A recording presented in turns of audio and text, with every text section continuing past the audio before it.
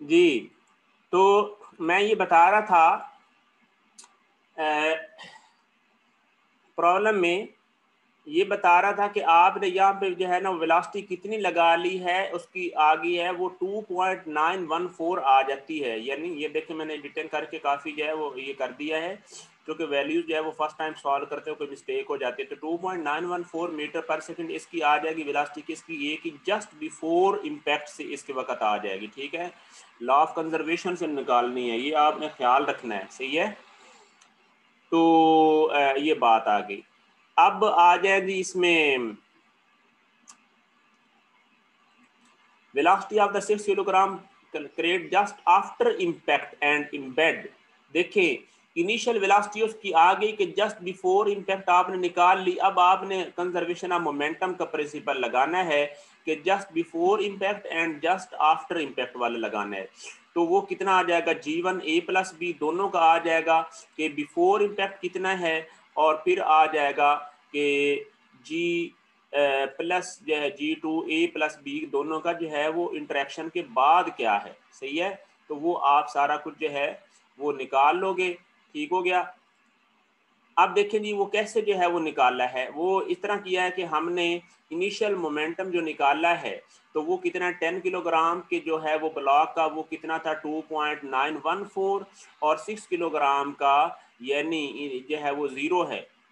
ये बात याद रहे, ये इंपॉर्टेंट पॉइंट है। ठीक है ना, ये बात जो है वो याद रहे।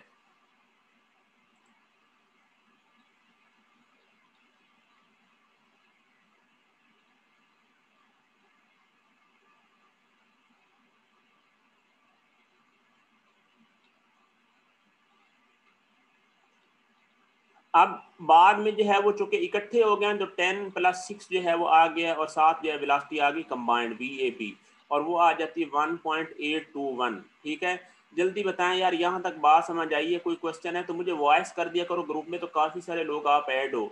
अगर जो ऐड ना हो तो वो दूसरे को वॉइस सेंड कर दिया करे, वो ग्रुप में मुझे फॉरवर्ड कर दिया करे अगर आपका कोई क्वेश्चन जो है वो साथ हो रहा हो। सही है ना, मैं इधर बोल कर जो है वो आपको क्वेश्चन भी बता दूंगा और आंसर भी।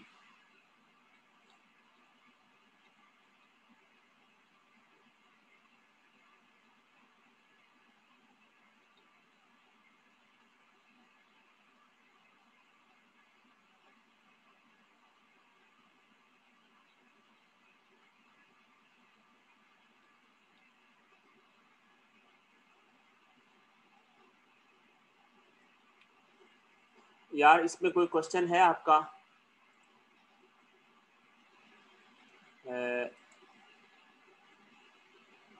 जी, तो ये वेलोसिटी आ जाती है किसकी, ये उनकी कंबाइंड वेलोसिटी जो है वो आ जाती है कब, जब उसने आगे जब वो इकट्ठे हो जाते हैं। ठीक है ना, उस टाइम ये वेलोसिटी है। उससे पहले ब्लॉक जो है वो एक की वेलोसिटी थी 2.914, जब इकट्ठे हो गए इनर्शिया उनका तो फिर वेलोसिटी कितनी हो गई उस टाइम, ये आ गई 1.821। अब वर्क एनर्जी फिर लगाएं, देखिए पहले भी वर्क एनर्जी लगाया है इस स्टेप में, वो लगाया था हमने सिर्फ ए ब्लॉक पे, अब हम दोनों पे लगाएंगे। देखिए दोनों पे लगाया है तो इनिशियल काइनेटिक एनर्जी कितनी बन गई, हाफ, और ये 1.821 स्क्वायर। और उसके बाद जो है वो वर्क डन जो है वो कितना आ गया, वर्क डन देखें कि U1 to 2 का जो वर्क आ गया वो कितना आ गया, यानी इकट्ठी मैस है तो 10 + 16।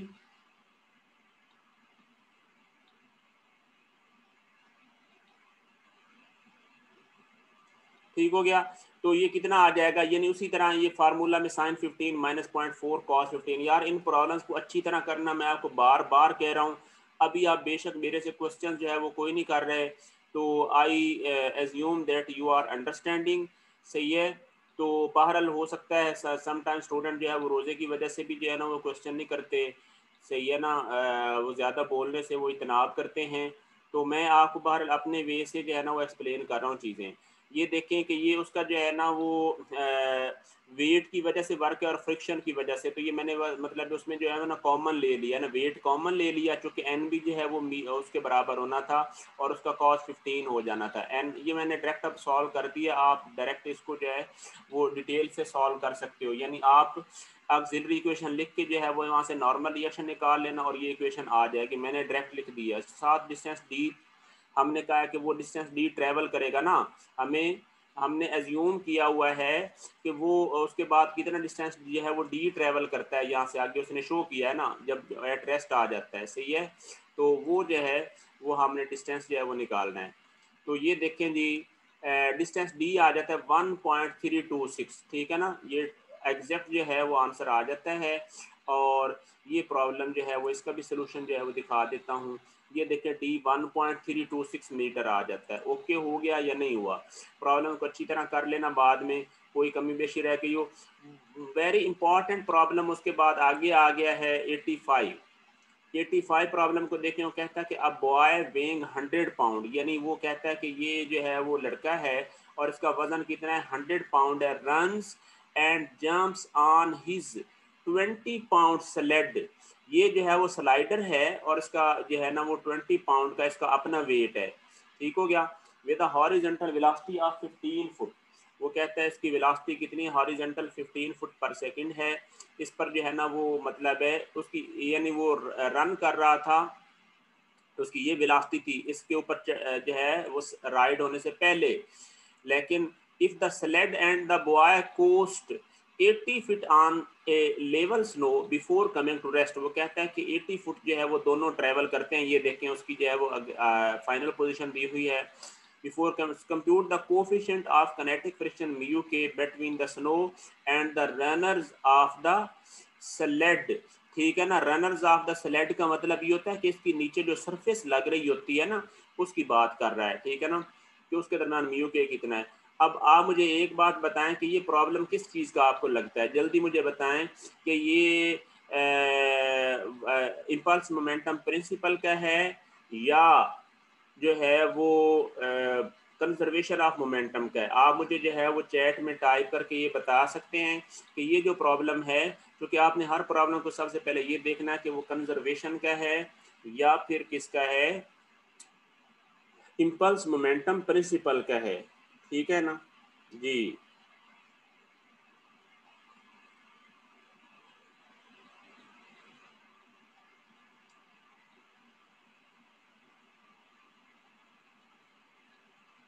जी कोई क्वेश्चन है इसका? ये बताएं मुझे, ये किसका है, इम्पल्स मोमेंटम का है या वर्क एनर्जी का है? जल्दी टाइप करें। सर ये इम्पल्स वाला नहीं है, अब ये तो ठीक हो गया। तो इसका मतलब क्या हो जाएगा कि वर्क एनर्जी नहीं, वर्क एनर्जी नहीं। बात सुने ना, अब इसमें असल में ना आप थोड़ा कंफ्यूज हो जाते हैं चीज़ों का। ये कंजर्वेशन ऑफ मोमेंटम का है, ये 327 ने जो है वो बताया है, ठीक है ना।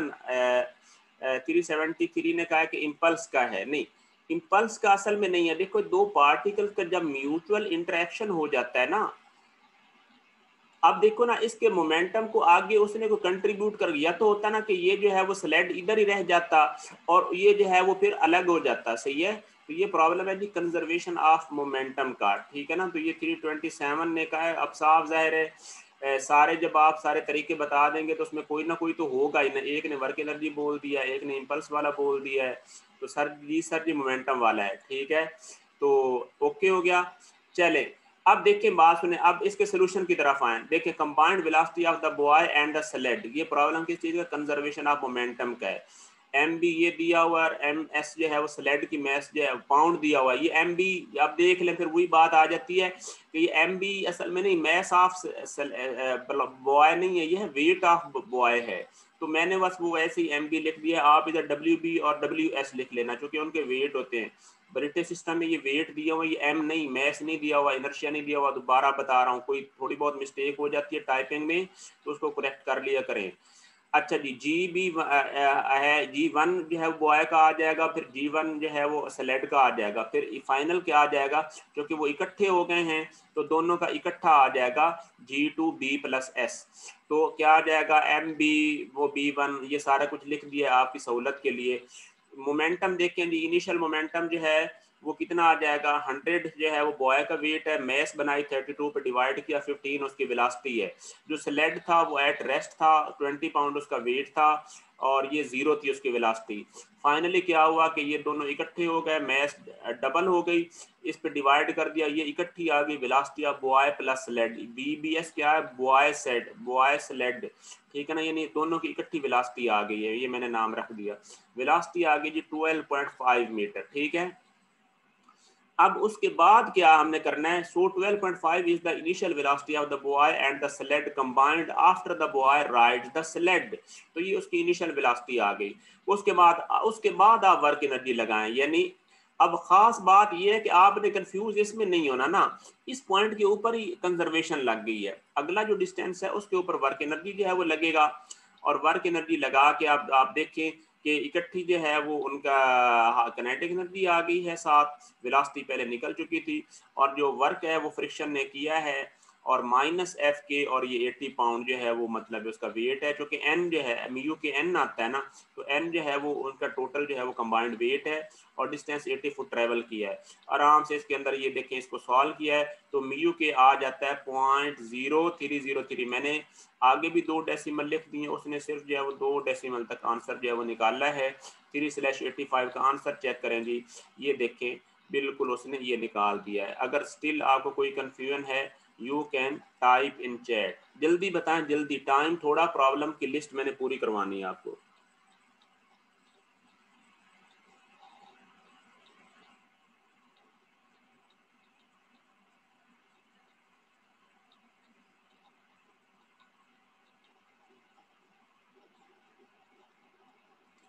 जी कोई क्वेश्चन है? नहीं है तो मैंने फिर जो है वो आगे चलना है। अब तो मैंने आपके लिए यार ये प्रॉब्लम भी देखो इसके अंदर शामिल कर दी है, खुद ही एक्चुअल भी लगा दिए, ताकि आपको अलग से जो है वो ना देखना पड़े, ठीक है ना। तो ये अगला प्रॉब्लम 186, आप इसको खुद ही देख लेना, ठीक है, मैं करवा ही देता हूँ, चले बता देता हूँ। देखिए जी,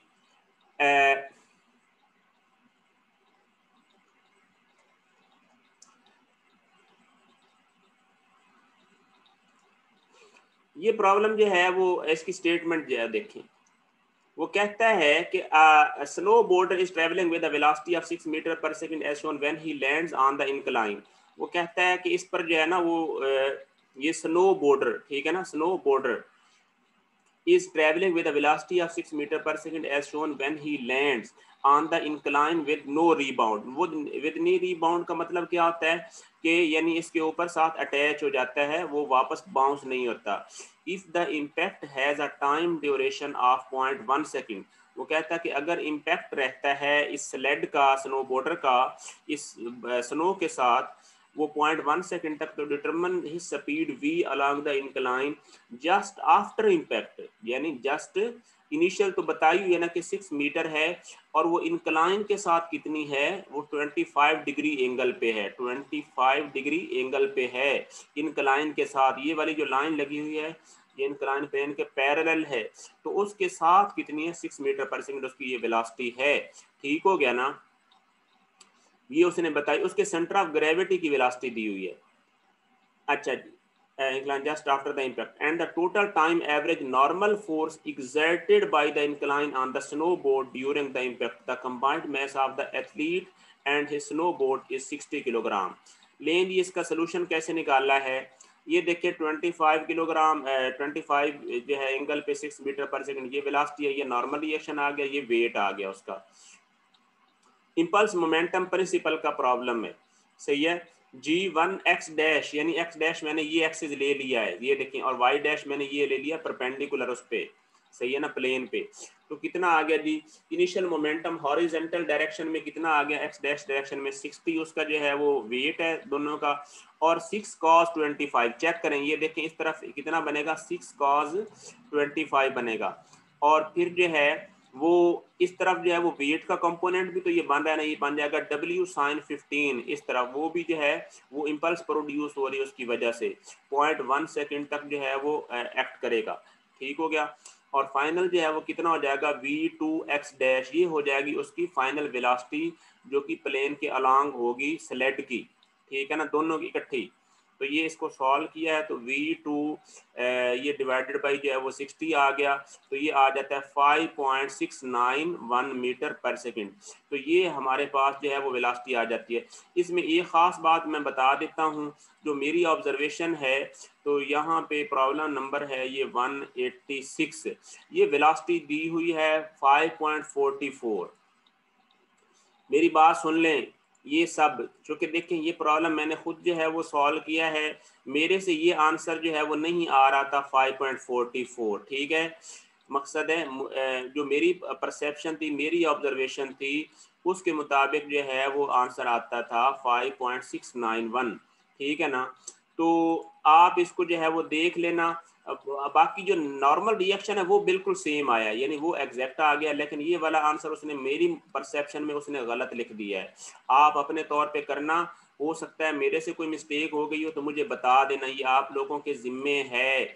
ये एक मतलब ये कह लें कि एक तरह का आपको चैलेंज है कि इसको देखें कि मैंने जो है ना वो आंसर निकाला है 5.69, और इसमें याद रखें कि 5.69 5.44 आपस में बराबर नहीं है, ये एग्जैक्ट आना है 5.44, यानी इतना आ सकता है कि 5.43 और 9 आगे आ सकता है, तो उसको राउंड ऑफ करके तो वो 4 लिख सकता है। लेकिन ये नहीं हो सकता कि आपके पास 5.20 आ जाए या 30 भी आ जाए इवन, सही है ना। तो एग्जैक्ट जो है 5.4 तक सही होना है, ठीक है। ये आंसर आना चाहिए, लेकिन मेरे से नहीं आया। मैं आपको जो है ना वो क्लियर बात बता रहा हूँ, जो मेरी परसेप्शन में 5.691 आता है। आगे आ गया जी इसका मोमेंटम, तो G1 y डैश प्लस जो है वो T1 और T2 ये आ गया है y dash dt, G2 y dash, ठीक है। ये इसमें जो है पुट किया तो नॉर्मल रिएक्शन देख के n है, और ये उसका दूसरा, ये आप डायग्राम बनी हुई आप इसको बाद में देख लेना बड़ी तसल्ली के साथ। ये आ गया, और इसमें जो पुट किया तो ये देखिए नॉर्मल रिएक्शन आ जाता है 2089.94, तो ये आ जाता है 2090। अब आप देख लें उसी मेथड से सॉल्व किया है सारा कुछ, कोई और नई चीज़ भी नहीं की, और जो हमारा आंसर आ जाता है वो आ जाता है एग्जैक्ट। कितना आ जाता है एग्जैक्ट, जो है वो हमारे पास आंसर आ जाता है, क्योंकि फाइनल मोमेंटम 0 हो गया और इनिशियल मोमेंटम जो है वो उसने जो है वो दिया हुआ है। तो ये जो है वो देख लें आंसर भी हमारे पास 2090 दिया हुआ है, तो नॉर्मल रिएक्शन जो है वो इतने न्यूटन आ जाता है। बताएं जी इसमें कोई क्वेश्चन है, लेकिन मैं स्टिल आपको बता रहा हूँ कि ये आपके ज़िम्मे है कि आपने मुझे बताना है, आप में से ऐसे स्टूडेंट ने, कि अगर वो सही निकालें इसका आंसर। मतलब ये हो सकता है मुझे कोई कन्फ्यूजन लग गई हो, लेकिन ये 5.44 आंसर जो है वो नहीं आ रहा था, 5.691 जो है वो आंसर आता है, ठीक है जी। आगे आ जाएं जी, भला प्रॉब्लम नंबर कौन से वाला है, मैं उसको देख लूँ जी। ये प्रॉब्लम है जी 187, इंट्रोडक्टरी प्रॉब्लम शुरू हो रहे हैं, सही है ना। इंटरेस्टिंग है, मुश्किल ज़रा भी नहीं है, बड़ा इंटरेस्टिंग है, तवज्जो रहे। ये कहता है the tow truck with attach 12 kilogram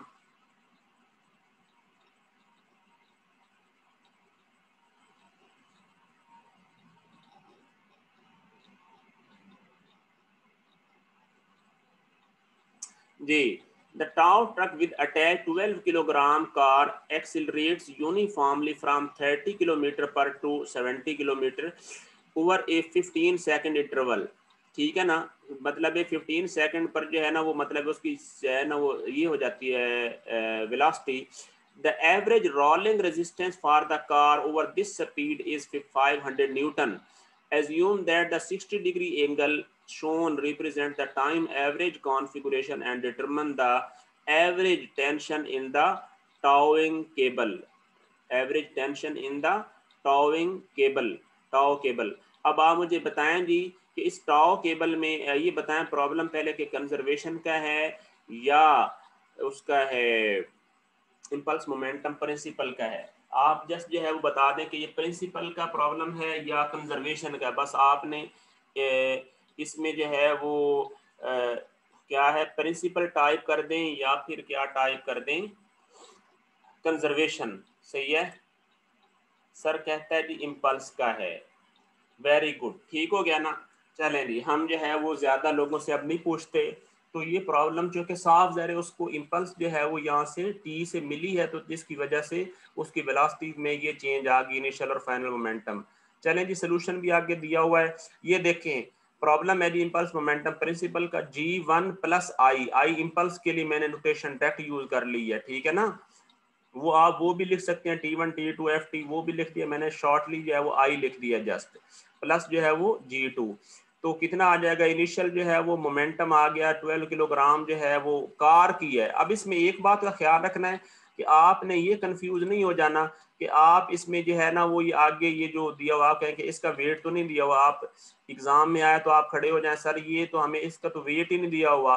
तो भाई ये तो इम्पल्स जेनरेट कर रहा है ना, ये तो इम्पल्स जेनरेट करके 15 सेकंड तक उसको वेलोसिटी दे के ये तो आज़ाद हो गया। ये जो आगे उसको जो है वो ड्रॉ कर रहा है, उसको खींच रहा है, पुल कर रहा है, ये तो जो है वो रिलीव हो गया, उसने टेंशन डेवलप करके उसका काम खत्म हो गया। तो आपके पास जो नेट जो पार्टिकल है वो सिर्फ कार है, सही है ना। तो ये इसमें ये कंफ्यूज आपने जरा भी नहीं होना, ठीक हो गया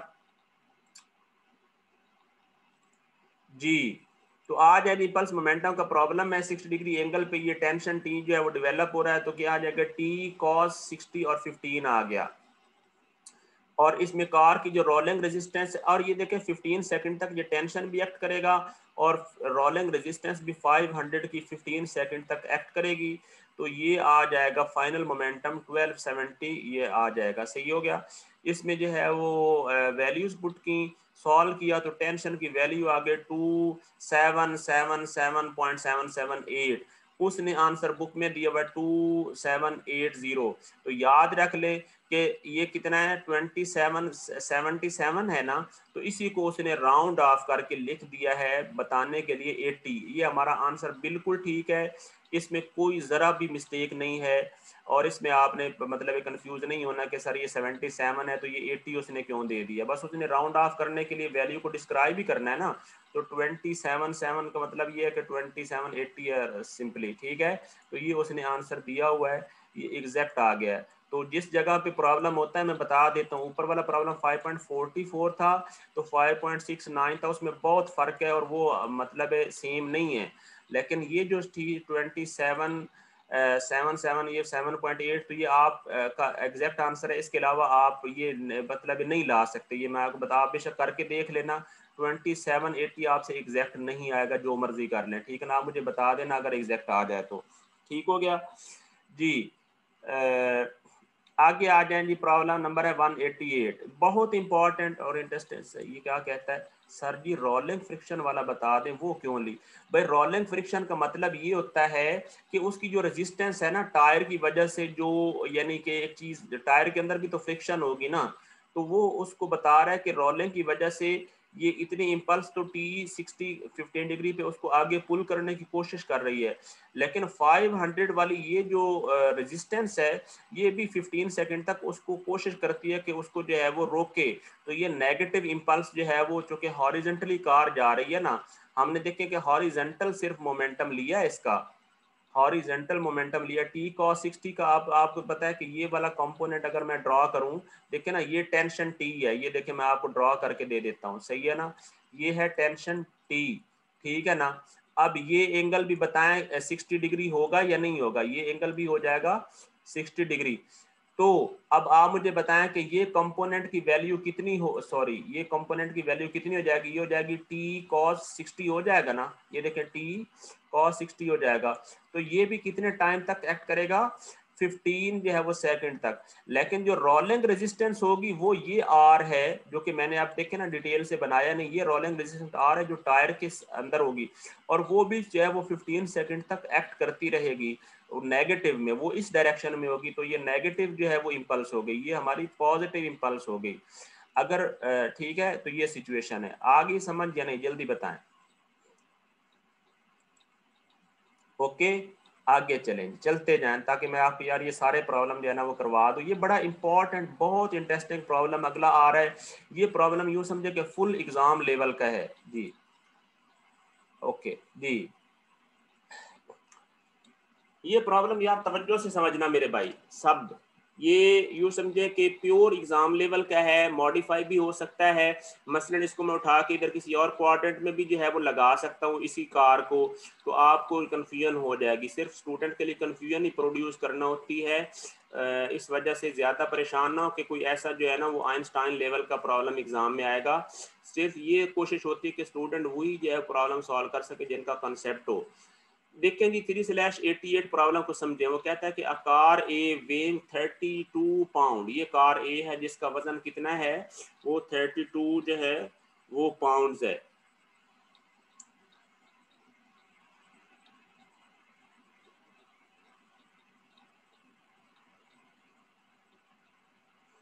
ठीक है, एंड इज ट्रेवलिंग नॉर्थ, ये नॉर्थ की तरफ ये देखें जा रही है, नॉर्थ साउथ ईस्ट वेस्ट वगैरह जो है वो दिए हुए हैं। At 20 mile per hour and collides with car B, वो कहता है कि इस जगह पर जाकर ये कार बी के साथ कोलाइड कर जाती है, टकरा जाती है। ठीक है ना। If the two cars become entangled and move together as a unit after the crash, वो कहता है क्रैश होने के बाद क्या होता है कि वो एक दूसरे के अंदर जो है वो इंटेंगल्ड हो जाती है। इंटेंगल्ड का मतलब है उलझ जाती हैं, यानी इकट्ठी हो जाती हैं, और इकट्ठा जो है वो एक यूनिट के तौर पे मूव करती हैं, सिंगल मैस के तौर पे। तो compute the magnitude V of the there common velocity immediately after the impact, वो कहता है कि आप कॉमन वेलोसिटी बताएं जिसके साथ वो मूव कर रही हैं। अब आप मुझे एक बात बताएं, जब वेलोसिटी हमने फाइंड करनी है तो वेलोसिटी के साथ मैग्नीट्यूड भी आनी है और साथ डायरेक्शन भी आनी है। तो वेलोसिटी का मतलब जब भी बोला जाए, अभी उसने ये नहीं कहा कि आपने सिर्फ कंप्यूट द मैग्नीट्यूड वी, आपने मैग्नीट्यूड भी बतानी है और उसकी डायरेक्शन भी बतानी है। And the angle theta made by the velocity vector with the north direction, वो कहता है कि वेलोसिटी वेक्टर नॉर्थ डायरेक्शन के साथ एंगल कितना बना रहा है। मैंने इसको डिटेल से सॉल्व किया है बड़े अच्छे तरीके से, और आई होप आपको समझ भी आएगा। देखिए जी कैसे सॉल्व किया है, ये देखें। ये जो है वो इधर आ रही है 30 डिग्री एंगल के साथ। मैंने इसको कैसे सॉल्व किया है, देखिए मैंने मैंने पढ़े स्टेटमेंट में मैंने क्या लिखा है। मैंने लिखा है कि we don't know the magnitude and direction of the velocity after impact, हमें इम्पैक्ट के बाद ना वेलोसिटी की डायरेक्शन का पता है ना मैग्नीट्यूड का पता है कि वो किस तरफ जाएगी। सही है, तो so we can assume it, हम इसको कह देते हैं कि वी ए बी, यानी इकट्ठी जो कंबाइंड वेलोसिटी होगी ना ए और बी कार दोनों की, वी ए बी क्या है, कार ए और बी की दोनों की कंबाइंड वेलोसिटी जो है वो टकराने के बाद किसके बराबर हो जाएगी, वो हो जाएगी वी ए बी एक्स आई। ठीक है ना। मैंने एज्यूम किया है, याद रखें कि ये हमें हमें क्या पता, हो सकता है ये नेगेटिव हो, लेकिन वी ए बी एक्स आई आपने क्या करना है, हमेशा जब भी हमें वेलोसिटी की डायरेक्शन का ना पता हो ना मैग्नीट्यूड का, आपने हमेशा उसके दोनों कंपोनेंट ले लेने हैं पॉजिटिव। ठीक है, और फिर आप वैल्यूज पुट करेंगे। अगर कोई कंपोनेंट नेगेटिव आ जाता है तो इसका मतलब है एज्यूम डायरेक्शन आपकी गलत थी, और अगर पॉजिटिव आ जाता है तो इसका मतलब है एज्यूम डायरेक्शन ओके है। तो आपने यहाँ पे आपने जानबूझ के कोई नेगेटिव नहीं लेना, आपने हमेशा जो है वो कंपोनेंट को पॉजिटिव ही एज्यूम करना है। याद रखें कि this velocity is assumed, this is not exact, ना मैग्नीट्यूड का हमें पता है ना हमें डायरेक्शन का पता है, ये आफ्टर इम्पैक्ट लिखा हुआ है, ये बात भी याद रहे, क्योंकि हमें बिफोर इम्पैक्ट तो पता है। तो मैंने ये आपकी नॉलेज के लिए चीज़ लिख दी है कि आपने इसमें कंफ्यूज नहीं होना। अब हमें पता चल गया कि इम्पैक्ट के बाद वेलोसिटी के ये कंपोनेंट बन गए। अब हमने क्या करना क्या है कि हम हॉरिजॉन्टल डायरेक्शन में भी मोमेंटम निकाल लेंगे और वर्टिकल में भी। अब एक बात याद रही, नॉर्थ ईस्ट जो है वो साउथ ये दिया हुआ है ना, आप कह लें कि ईस्ट की तरफ जो है वो एक्स एक्सेस है, नॉर्थ की तरफ वाई एक्सेस है, और साउथ की तरफ नेगेटिव वाई है, और वेस्ट की तरफ नेगेटिव एक्स एक्सेस है। तो इसी तरह उनके कंपोनेंट क्या आई जे के वगैरह बन जाएंगे। मैंने उसी हिसाब से ये आई जे के लिख दिया है ना, यानी नॉर्थ ईस्ट वेस्ट लिखने की बजाय मैंने क्या आई जे के ले लिया है। ठीक है ना, बाद में मैं जो है ना वो इनको मैनिपुलेट कर दूंगा। सॉल्व कैसे किया, प्रॉब्लम किसका है, law of conservation of momentum का है। प्रॉब्लम किसका है, law of conservation of momentum का। बिफोर इम्पैक्ट क्या हो जाएगा, एक्स डायरेक्शन में जो है वो इम्पल्स कितनी होगी बताएं।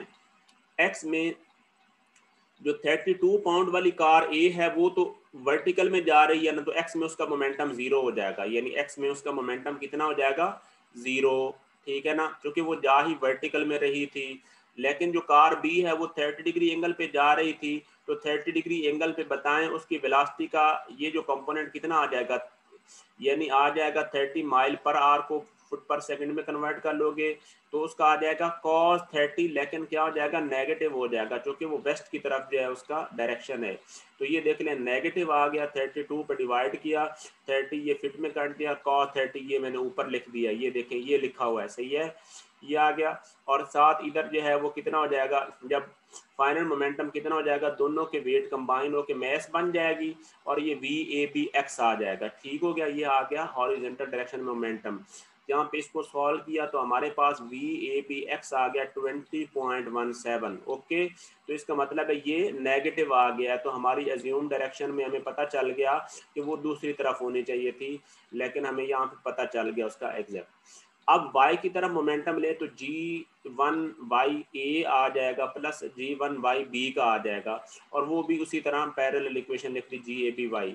वो कितना हो जाएगा जी, देखिए जी 32/30 ये आ जाएगा, और ये 20, और ये उसकी जो है ना वेलोसिटी वर्टिकल में दी हुई है ना, वर्टिकल में उसका मूव कर रहा था, तो ये जो है वो उसकी वेलोसिटी दी हुई थी, इधर x में थी 0, ठीक है, तो ये थी। अब ये आ जाएगा 36 और ये sin 30 आ जाएगा, और ये इसका भी देखें ना, ये कंपोनेंट क्या है वो क्या आ जाना है, क्योंकि ये इसका कंपोनेंट नीचे की तरफ आ जाना है ना, जो थर्ड क्वाड्रेंट में है, यानी कार बी की जो वेलोसिटी है वो थर्ड क्वाड्रेंट में है, तो उसका ये कंपोनेंट भी नेगेटिव आ जाना है। तो ये नेगेटिव आ गया, और ये इसके साथ मल्टीप्लाई किया, सॉरी इधर इधर चले, ये आ गया, ये नेगेटिव आ गया, और साथ ये इसके साथ ये पुट किया तो V A B Y answer हमारा आ जाता है 2.165। कितना आ जाता है, 2.165 फीट पर सेकंड। तो हमें पता चल गया कि कंबाइंड कंपोनेंट जो है वो दोनों कार्स का ये आ जाएगा। अब ये दोनों कंपोनेंट्स को मैंने प्लॉट किया, ये देखना वी ए बी वाई जो है वो 2 है, वो जो कि थोड़ा है, लेकिन वी ए बी एक्स कितना है 20 है, ये देखें ये 2 है, और ये कितना है उससे 10 गुना ज्यादा है ना, ये देखें ना, अगर आप 2 को रफली जब 20 में डिवाइड करें तो 10 आ जाएगा, तो इसका मतलब है आपने इसका वेक्टर ये देखें ज्यादा लेंथ का ये बनाया है, सही हो गया। तो यहाँ से हमने क्या काम किया, ये एंगल फाई लिया है, ये देखें एंगल फाई, और हमने एक मैग्नीट्यूड निकाल ली, तो ये आ जाती 13.20.285 फिट आ जाती है, और माइल में कन्वर्ट कर दिया तो आ गया 13.83 माइल। कैसे माइल में कन्वर्ट करना है कि इसको 3600 से मल्टीप्लाई कर देना और 5280 पे जो है वो डिवाइड कर देना है, ठीक है ना।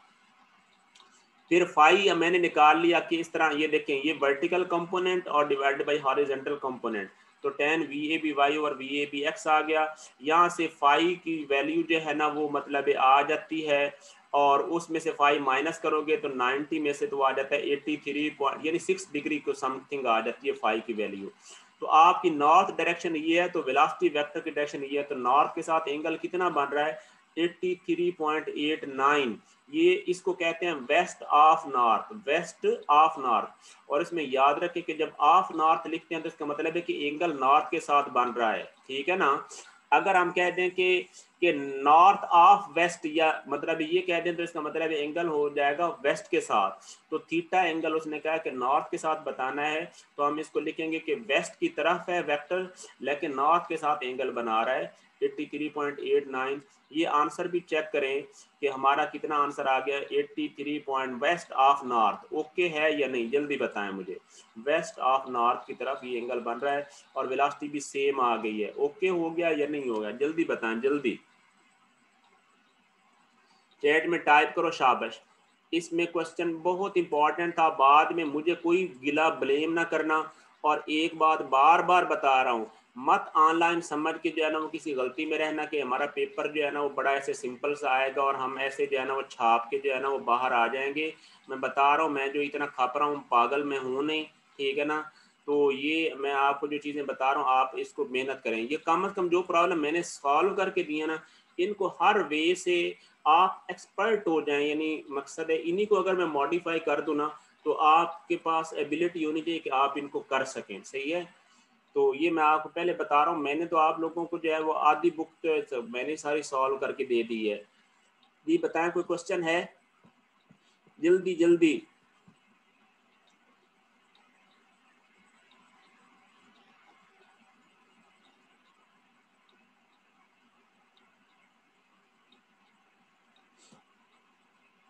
जी, इसका मतलब है नो क्वेश्चन। Very good. आ जाएं जी फिर अपना उस पे अगले प्रॉब्लम। ये प्रॉब्लम देखें, ये भी मैंने कर दिया है, हालांकि ये ऐसे था, ये एग्जाम लेवल का तो इतना नहीं है चूंकि ऐसे सादा सी डेरिवेशन है, लेकिन मैं आपको इसमें कंसेप्ट समझा देता हूँ। उसने कहा कि a railroad of car of mass, चल यार इसको खुद ही कर लेना, इसमें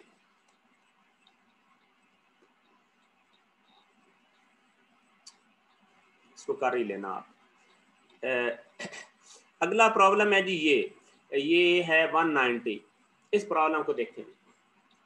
वो कहता है कि 600,000 pound jet airliner has a touchdown velocity v is equal to 120 mile per hour directed theta is equal to 5 degree below the horizontal.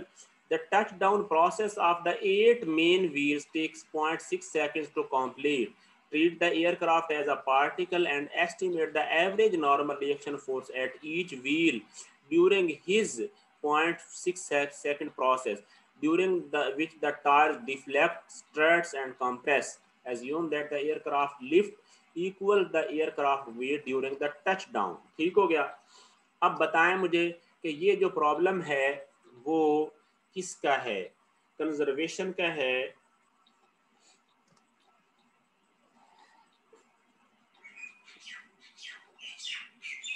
जी या इंपल्स का है।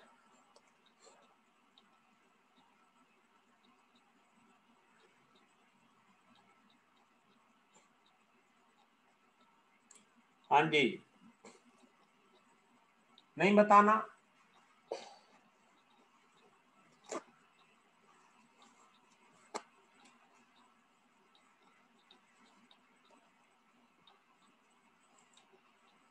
जी, इंपल्स मोमेंटम का, ठीक है। चले हम आगे देखते हैं जी कि ये किस चीज का है। इधर चल के ये देखें जी, आपने सही गैस किया है, बिल्कुल इंपल्स मोमेंटम का है। ये देखें, ये एक एफबीडी मैंने देखें बड़ी सिंपल सी बना दी है। ये उसकी हॉरिजॉन्टल के साथ 5 डिग्री पे उसकी इन है बिफोर टचडाउन उसकी वेलोसिटी है, ठीक है ना, 120 माइल। तो अब आप मुझे एक बात बताएं कि मैंने क्या लिखा है यहाँ पे, ये लिखा है नो फाइनल जो है वो वर्टिकल मोमेंटम अलॉन्ग। जब देखो ना, जब टच डाउन हो जाता है तो वर्टिकल मोमेंटम तो उसका जीरो हो गया ना, जो कि देखो रनवे पर वो जो है वो टच कर गया है, तो फाइनल मोमेंटम उसका जीरो हो जाएगा वर्टिकल में। ये देखें प्लस वाई डायरेक्शन में हमने इंपल्स ली है, तो कितना आ जाएगा, ये उसकी मैस आ जाएगी, इनिशियल मोमेंटम आ गया, ठीक है ना। और इनिशियल जो है वो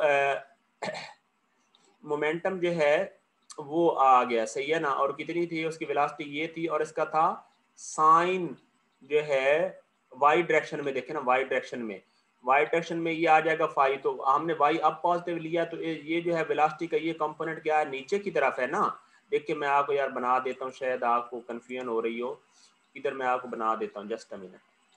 ये देखें उसकी जो है वो ये वेलोसिटी दी हुई है, ठीक है ना, ये वेलोसिटी ये दी हुई है। तो आप मुझे एक बात बताएं, इसका ये कंपोनेंट वर्टिकली नीचे ही होगा ना, ये कंपोनेंट देखें, तो हमने ऊपर डायरेक्शन ले लिया पॉजिटिव, तो इसका मतलब ये कंपोनेंट नेगेटिव होगा, सही है ना। ये हमारा जो है वो हॉरिजॉन्टल कंपोनेंट बन गया और वो वर्टिकल बन गया, ठीक है ना। और ये हमारे पास जो है वो मतलब थीटा दिया हुआ है उसने, सही हो गया ना। तो ये सिचुएशन है। तो अब आप मुझे बताएं कि ये कंपोनेंट नेगेटिव बनेगा ना, ये वाई इसके लिहाज से नेगेटिव बन जाएगा, और ये कितना आ जाएगा, जो इम्पल्स है वो कितनी है 8